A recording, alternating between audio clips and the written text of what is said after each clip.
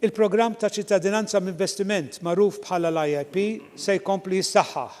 Studji konsistentament jikkonfermaw li Malta għandha l-iktar proċess ta' due diligence rigorus fl-industrija li flimkien ma' kriterji b'saħħithom li għandu l-programm tal-IIP jagħmluh l-aktar wieħed esklusiv fis-suq.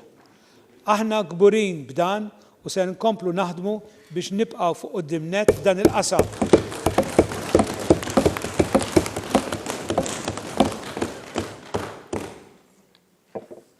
Il-benefiċċji li qed jiġbed il-programm ta' ċittadinanza lejn pajjiżna imur lim minn dak finanzjarju.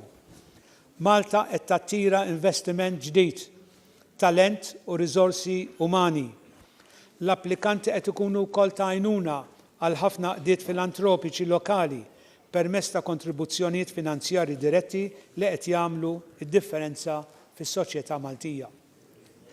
Programm ieħor li qed iħalli l-ġid f'pajjiżna huwa dak ta' residenzi u visas magħruf aħjar bħala Malta Residency and Visa Program. Dan il-programm ser kompli jiġġedded u jissaħħaħ sabiex nibqgħu kompetittivi ma' pajjiżi oħra li għandhom programm ta' residenza b'investiment bħalu.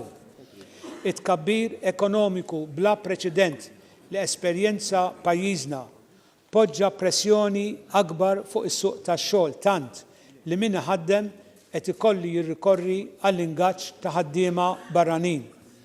Filwaqt li ġie ssimplifikat il-proċess li bih jinħareġ il-permess ta' residenza tax-xogħol, ser jintbagħat sinjal ċar li r-regoli qegħdin hemm biex ikunu osservati minn kulħadd.